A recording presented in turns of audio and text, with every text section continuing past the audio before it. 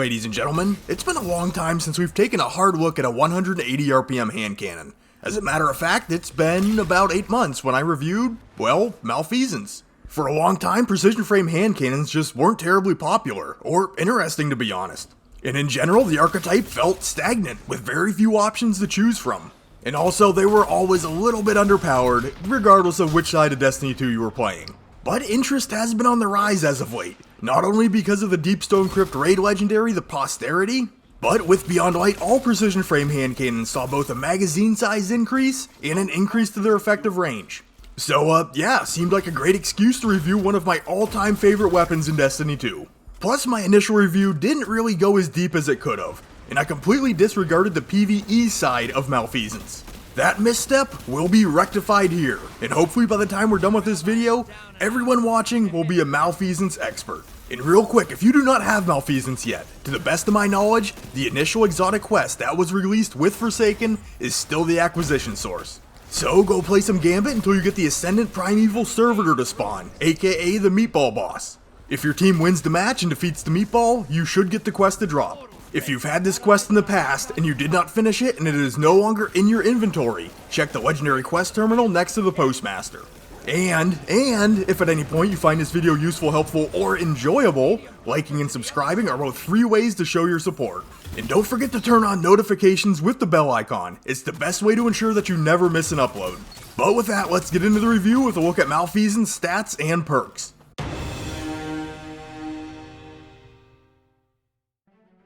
Alright, Malfeasance is an exotic kinetic hand cannon shooting at 180 rounds per minute with now 20 rounds in the magazine. For our stats, we're going to pull in some numbers from Destiny Tracker this time. The stats on Light.gg were not displaying correctly. When compared to other precision frame hand cannons, the 50 in the range department is above average. The 96 instability is absolutely amazing, and the 64 in reload is quite good, while the handling at 32 is below average. Taking a look at the hidden stats, the 50 in the aim assist is one of the lowest for any hand cannon in the game, but that bounce intensity of just 2 gives Malfeasance the recoil direction that will tend to be vertical, but trust me, when you pull the trigger, this gun does not move. The intrinsic trait is Explosive Shadow, shoots tainted slugs that burrow into the enemy. Stacking enough slugs causes them all to explode. The magic number here is 5, and we're going to be diving into this perk in depth when we get into some of our damage testing.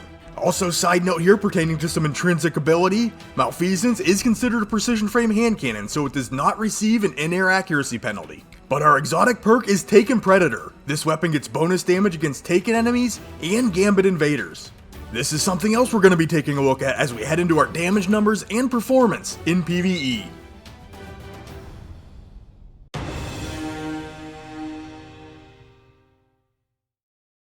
Alright, as always, the first thing I like to take a look at is our base single target damage output. And in PvE, since damage numbers are relative, we need something to measure Malfeasance up against. And the only other 180 RPM kinetic hand cannon that is not Sunset is the 7th Seraph Officer Revolver. So we're in everyone's favorite Lost Sector and testing against the Colossus boss. Malfeasance is hitting for 1,522 points of damage to the body and 2,283 points of damage on a crit. With the Officer Revolver, we're hitting for 1,750 points of damage to the body and 2,625 points of damage on a crit.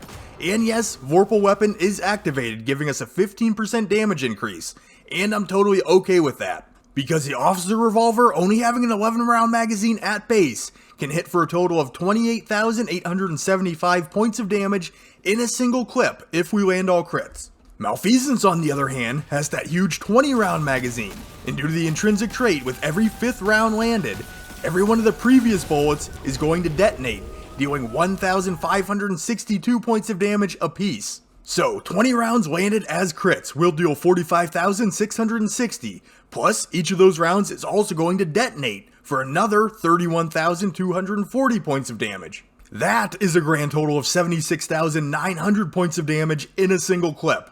But even if we equalize things a little bit better and only count 10 rounds from each weapon, this still gives Malfeasance 46% more damage than the Officer Revolver with Vorpal Weapon. And things get even better for Malfeasance if we're squaring off against a Taken target where we're going to receive an additional damage increase. Now the math here did get a little more complicated because we're facing this Taken Knight whose damage resistance is a little bit higher.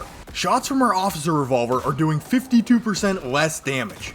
Shots fired from Malfeasance are only dealing 22% less damage. This shows a 30% damage increase versus Taken. So if we approach this matter in the same fashion, only counting 10 consecutive crits from each hand cannon, the officer revolver is dealing a total of 17,190 points of damage. And Malfeasance is totaling up 31,480 points of damage from the impact and explosions. That is 83% more damage than the officer revolver.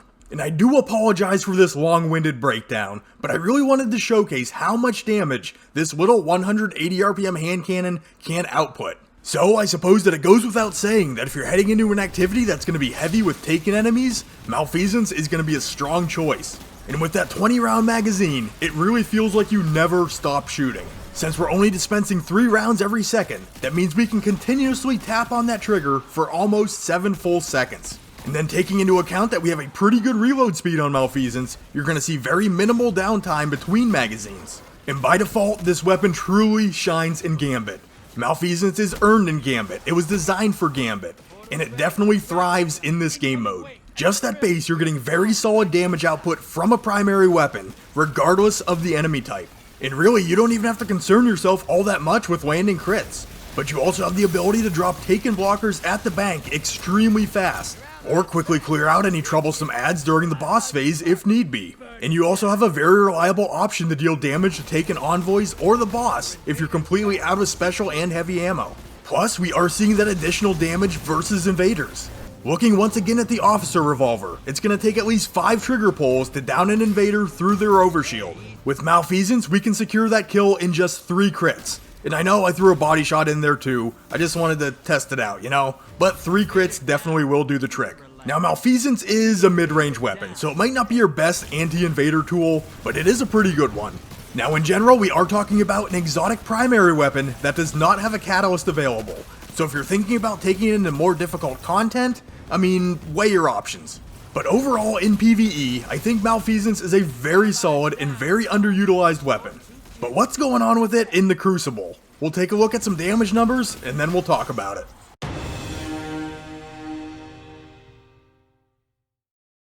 Okay, starting off some damage numbers once again. Malfeasance sits for 58 points of damage on a crit and 39 points of damage to the body. This gives us an optimal time to kill of 1 second by landing 3 crits and 1 body shot. And the body shot time to kill would normally come in at 1.67 seconds with 6 shots landed, but because of the explosive shadow intrinsic trait, as soon as we land that 5th round, all the previous bullets are gonna detonate, putting our time to kill at 1.33 seconds with 5 shots landed. And as you can see right at the tail end there, each detonation is going to deal 30 points of damage to the enemy guardian. Now the optimal range for Malfeasance is going to be from 28 meters in. But because of explosive shadow, as long as you can hit your target, you will always be able to achieve your body shot time to kill, ignoring the damage fall off. Versus a roaming super, you can land 4 crits in 1 body shot and down the enemy player in 1.33 seconds. Now I know landing that many crits on a roaming super can be difficult, but if you simply land 7 body shots, this will do the trick in just under 2 seconds. This is not bad at all given the weapon's archetype and damage profile. And there's one more thing I wanted to show you here because there's a lot of misinformation going around about the subject matter. How long will these bullets linger once embedded in a target?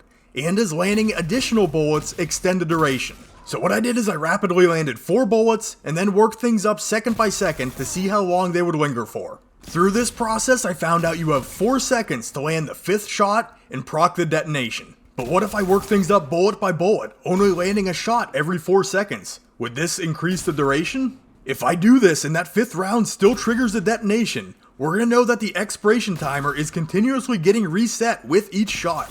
And as you can see on screen, it absolutely does. So that means you can toy with a target for 16 seconds and still trigger that detonation on the final bullet. It's kind of cool. And I'm going to switch things up with Malfeasance and start out with some cons. First off, the range aim assist combination isn't doing a whole lot to help you land your shots. The range is terribly average for the weapon type, and the aim assist value is very low. This means it's mainly going to be on you to keep your reticle precisely on the target. Then the optimal time to kill of 1 second is extremely slow. Almost every weapon in the game can flat out outgun you.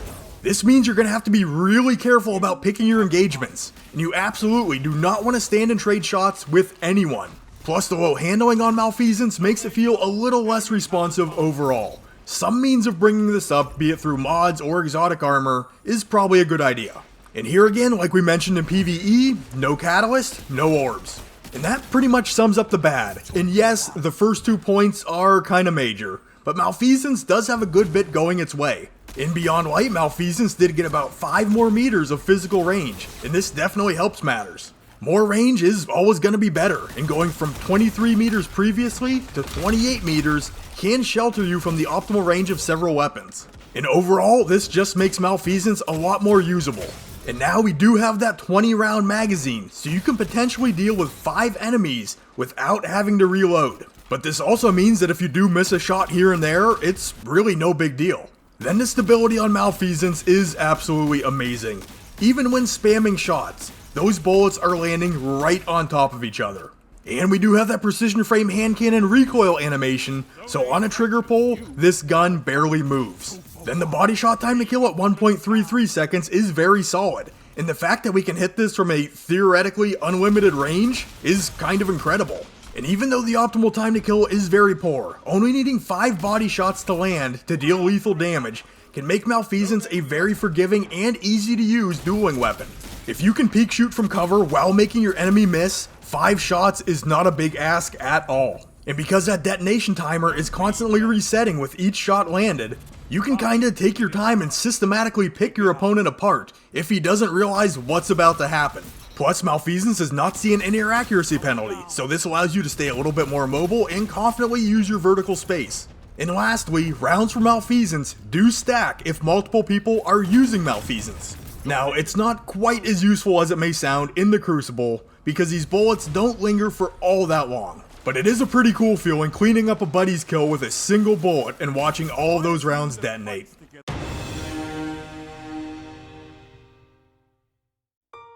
So in my opinion, Malfeasance is a great weapon, and the game mode that can really showcase what it's capable of is Gambit. It's an extremely effective tool in there.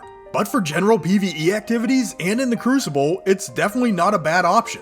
Is it going to be a top tier pick for endgame PvE? No. Is it a meta pick for the Crucible? No, that optimal time to kill is just holding it back a little too much. But that doesn't mean that it just flat out can't be effective. I feel because it's a very stable and forgiving weapon, it doesn't make it a bad option for lower skill players in PvP. And me, as someone who considers themselves merely an above average player, I can honestly tell you I find a lot of success with this gun when I take it into the Crucible. In my hands, Malfeasance has always been one of those weapons that, plain and simple, just works. But if you did enjoy this video, liking, subscribing, turning on notifications, they all help out and they are all greatly appreciated. Oh, and we do have a community Discord that I keep forgetting to mention. There's a lot of great people in there, it's always a good time. I'm going to leave a link in the pinned comment if you'd like to join up. You can look for Ironworker814 on Twitch if you'd like to catch me live someday, and if you want to contact me, leave a comment. If you're willing to take the time to reach out, I'll gladly take the time to respond. And with that being said, I'd like to thank you for taking the time out of your day to check out this weapon review. You guys are awesome, and I will catch you on the next one.